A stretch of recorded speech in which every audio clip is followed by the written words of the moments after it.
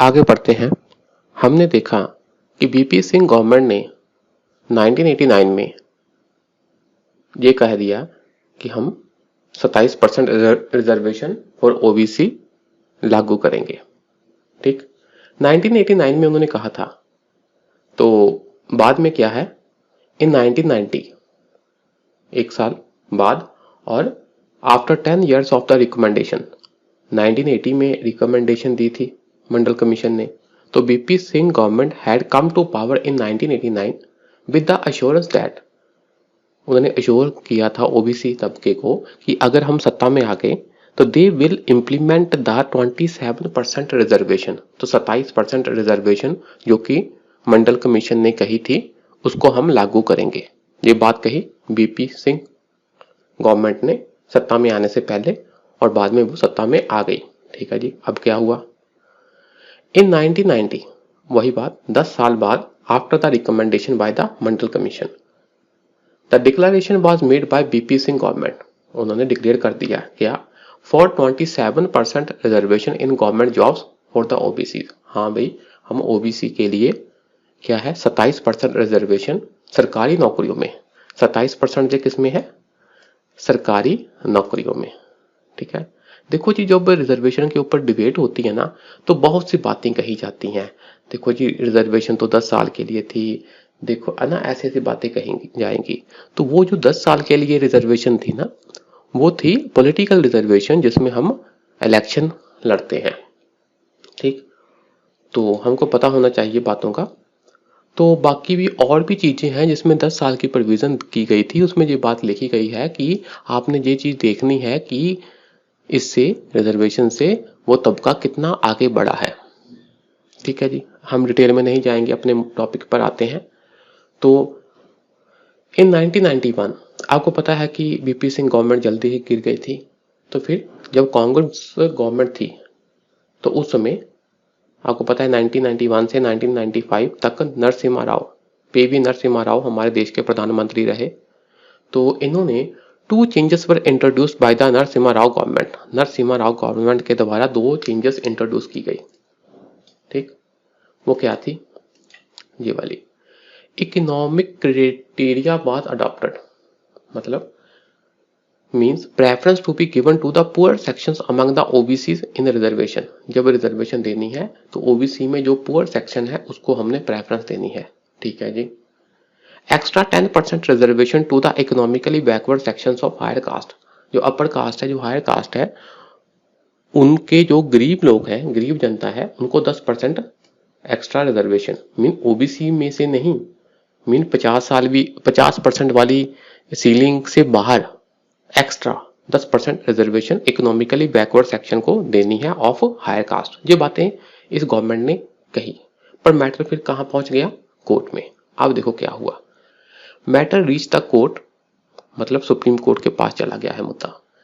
In the Mandal case of 1992, 1992 के मंडल case में supreme court ने क्या कहा। देखो, हमने सारे केस नहीं पढ़ने, सारे वर्डिक्ट नहीं पढ़ने, हमको टेस्ट आने लग जाएगा, उसने ये कहा, उसने वो कहा, इतने क्वेश्चन इसमें से नहीं आते, पर हमने अपनी नॉलेज के लिए इसको एक दो बार पढ़ लेना है। तो मंडल केस में क्या कहा गया, वो कहता है with certain conditions the court upheld the constitutional validity of 27% reservation for the OBCs। Supreme court ने कह दिया हाँ ठीक है, रिजर्वेशन से संविधान का क्या है, अवहेलना नहीं होती, ये कॉन्स्टिट्यूशनली वैलिड है 27% रिजर्वेशन देनी किसको, ओबीसी को। ठीक है जी, the additional reservation of 10% for poor sections of higher caste were rejected by the court. ये बात देखो, उस समय ये बात हुई थी कोर्ट में, मंडल केस में ये कहा गया कि आप हायर कास्ट के जनता को 10% जो रिजर्वेशन देने की बात कही गई है ना सरकार के द्वारा, ये क्या है, रिजेक्ट कर दिया। क्यों, जरा सोचो, क्योंकि संविधान में सामाजिक और शैक्षिक था आधार पर ना, सोशल एंड एजुकेशनल बेसिस पर बैकवर्डनेस तय होती है, उसके बिहाफ पर आपने अफर्मेटिव एक्शन करना था। तो ऐसी बातों के बेस पर उस समय कोर्ट ने इसको क्या कर दिया, रिजेक्ट कर दिया। ठीक है जी, पर आपको पता है कि एट प्रेजेंट आज के समय में कानून है कि जो अपर कास्ट के गरीब भी हैं, उनको भी 10% क्या है, रिजर्वेशन है। अच्छा जी, थोड़ा मन में रखना बस। The creamy layer among the OBC should be excluded from the benefit of reservation, ठीक है ना, जिस ये कोर्ट ने कहा, ठीक है।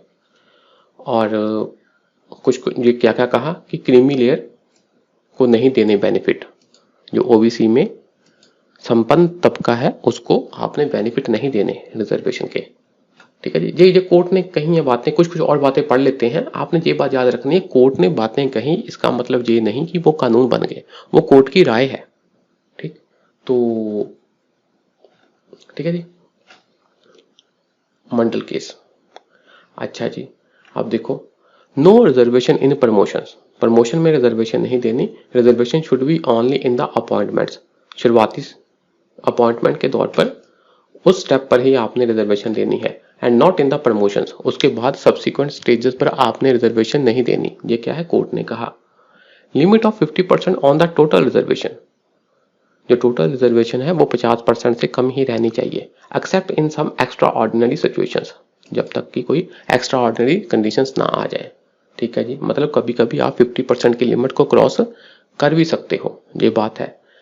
It upheld the carry forward rule in case of Anfield vacancies, जैसे मान लो कि अगर वैकेंसियां किसी खास तबके के द्वारा पूरी नहीं की गई, रिजर्वेशन का कोटा पूरा नहीं हुआ, तो उसे अगले साल तक कैरी करो, उसे अगले साल तक कैरी करो, but it should also not violate 50% rule, पर इसने भी 50% रूल को वायलेट नहीं करना, ठीक है। जो कोर्ट ने कहा है आप पढ़ते रहना बस, अधिक नहीं दिमाग कमाई करने।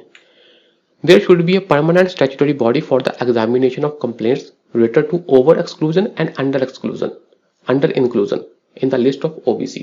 तो जो OBC की लिस्ट बनी, कहीं ऐसा ना हो कि किसी को ज्यादा उसमें शामिल कर लिया या किसी को कम शामिल कर लिया, इन सब चीजों को देखने के लिए और भी जो आपके ओबीसी से रिलेटेड मुद्दे हैं उनको देखने के लिए सरकार क्या चाहे करे, एक परमानेंट स्टैट्यूटरी बॉडी बना दे, परमानेंट कानूनी रूप से एक्ट पास करके एक बॉडी बना दे, ठीक है जी। तो फिर सरकार ने क्या किया, सरकार ने कुछ स्टेप लिए। क्या स्टेप लिए, actions taken by the government, सरकार ने क्या क्या एक्शन लिए, देखो। Ramnandan committee was appointed for the identification of the creamy layer among the OBCs, OBC में संपन्न वर्ग कौन कौन है, इस चीज को आइडेंटिफाई करने के लिए कौन सी कमेटी बनी, रामनंदन कमेटी, ठीक है जी। एक committee known as Ramanandan committee, ठीक है जी, ये बात हो गई। Through an act of parliament a national commission for backward classes was established in 1993, ये बात है। उन्होंने कहा था ना कि स्टैट्यूटरी बॉडी बनाओ, स्टैट्यूटरी का मतलब यही है through an act of parliament, parliament कोई क्या है कानून पास करके एक बॉडी बनाए जो कि ओबीसी की क्या करे, ओबीसी की कंडीशंस को देखे, उनके भले के लिए। हमने तो ये पढ़ा ना, इंक्लूजन और एक्सक्लूजन को ध्यान में रखते हुए लिस्ट जो बनानी है ओबीसी की, पर ओवरऑल भी क्या था, एक बॉडी बनाओ, एक कमीशन बनाओ ओबीसी के लिए। तो इस रिकमेंडेशन को ध्यान में रखते हुए स्टैट्यूटरी बॉडी बनी national commission for backward classes. पर आपने याद रखना है कि कुछ समय पहले इस स्टैट्यूटरी बॉडी को कॉन्स्टिट्यूशनल बॉडी का दर्जा मिल चुका है, अब ये संवैधानिक बॉडी है, कॉन्स्टिट्यूशनल बॉडी है, national commission for backward classes. Constitutional body का मतलब अब इसके पास ज्यादा पावर है, इसको संविधान संशोधन के द्वारा संविधान में शामिल कर दिया गया है, ठीक है जी। For the reservation in the backlog vacancies the 50% ceiling limit was ended, ठीक है ना। जो बैकलॉग वैकेंसी है उसमें आप सीलिंग की अधिक बात नहीं कर सकते, द 50% सीलिंग लिमिट खत्म कर दी गई। अच्छा जी, जैसे मान लो कि इस साल की रिजर्वेशन है 49.5, तो अगर पिछले साल की बची हुई पोस्टें भी हैं आ रही तो उनको ऐड करके 50% से ऊपर हो सकती हैं सीटें, ये सब बातें हैं। पर जहां पर ये बात बहुत इंपॉर्टेंट है, तमिलनाडु में क्या है ना, जो रिजर्वेशन है 69% है, तो ये 69% तो 50% से काफी ज्यादा है। तो हुआ क्या है, the Tamil Nadu reservation act of 1994, जो तमिलनाडु का एक एक्ट उन्होंने लाया, रिजर्वेशन एक्ट, उसने क्या किया, ये वाला एक्ट था जिसके तहत तमिलनाडु में रिजर्वेशन है ना 50% से ऊपर दी गई थी। उन्होंने क्या किया, सरकार ने क्या किया, सेंट्रल गवर्नमेंट ने क्या किया, ये वाले एक्ट को the Tamil Nadu reservation act of 1994 was placed in the 9th schedule. इसको 9th शेड्यूल में डाल दिया गया।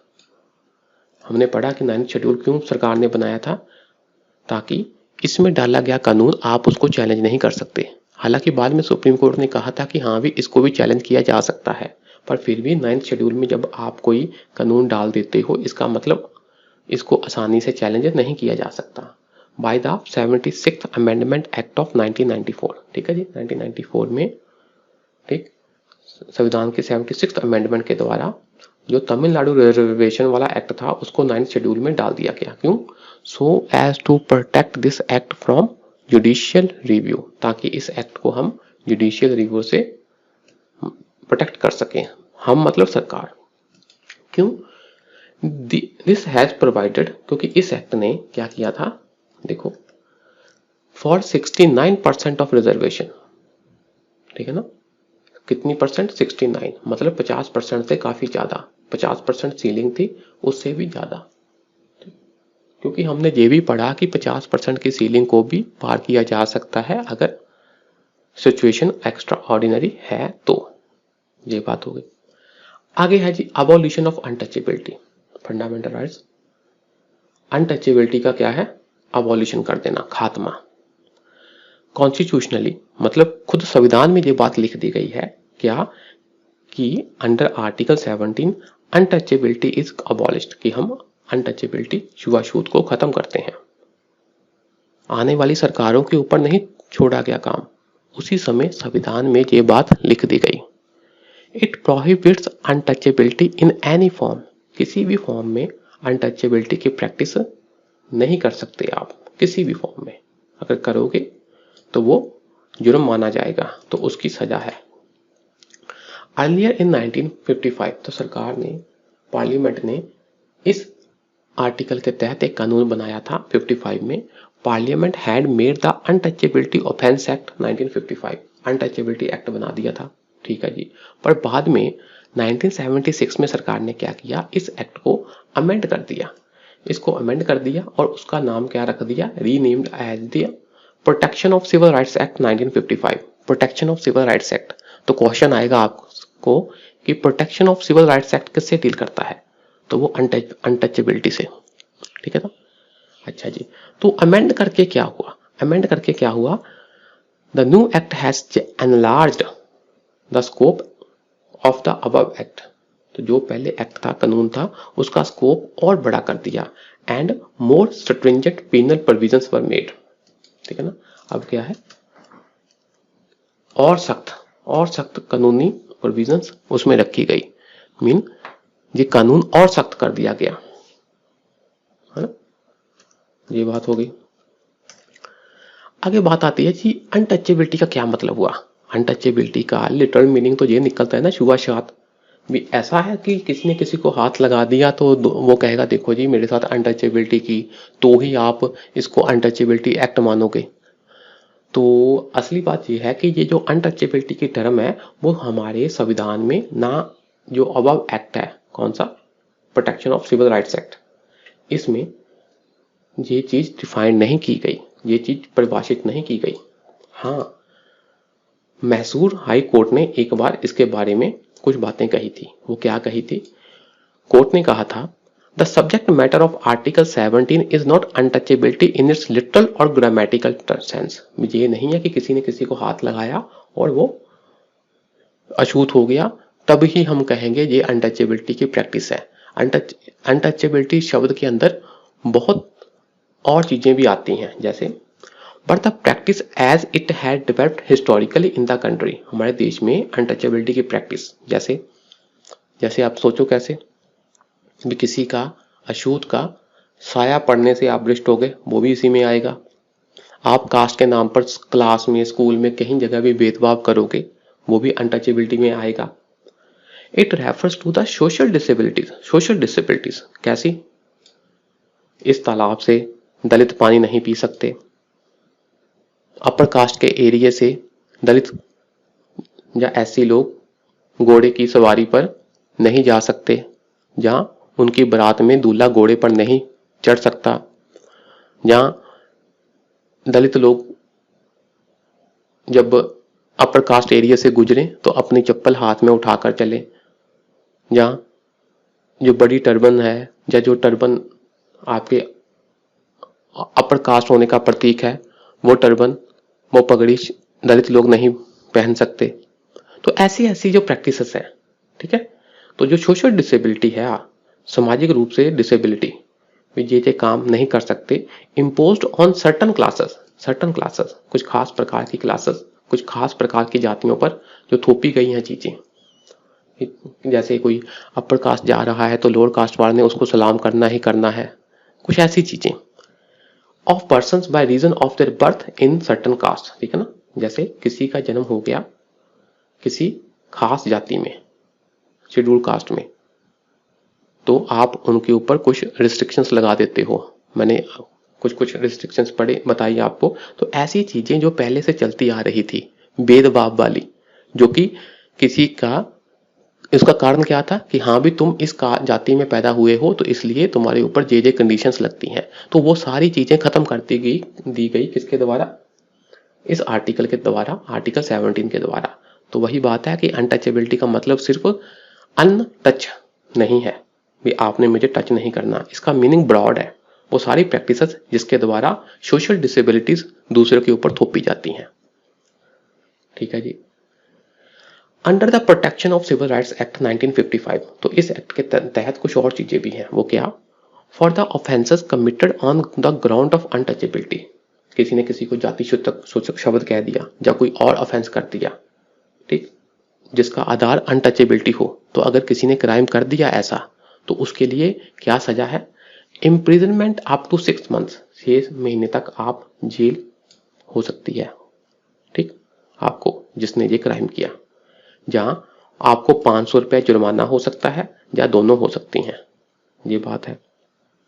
If a person convicted of the offence of untouchability, अगर कन्विक्टेड मतलब उसको दोषी पाया गया अनटचेबिलिटी का, सरकार अदालत ने उसको दोषी पाया गया और कन्विक्ट कर दिया, हाँ भाई ये दोषी है, अदालत ने उसको दोषी ठहराया, कन्विक्ट हो गया वो, कौन से ऑफेंस, कौन से जुर्म? अनटचेबिलिटी के। तो क्या होता है? ही और शी इज डिस्क्वालिफाइड, वो डिस्क्वालिफाइड हो जाएगा, अयोग्य हो जाएगा। किसके लिए?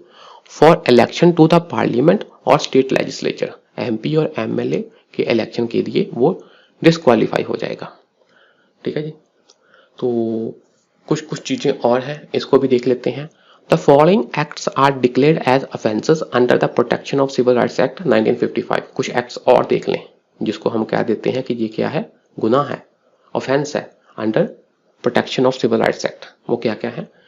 Preventing any person from entering any place of public worship, अगर पब्लिक वर्शिप की कोई जगह है जहां पर सारी जनता जाकर माथा टेकती है, पूजा अर्चना करती है, तो आप किसी एक पर्सन को, कुछ पर्सन को कह नहीं सकते कि हाँ भी तुम जहां पर नहीं एंटर कर सकते, और एंटर करके और फ्रॉम वर्शिपिंग देयर इन, वहां पर जाकर पूजा आराधना नहीं कर सकते।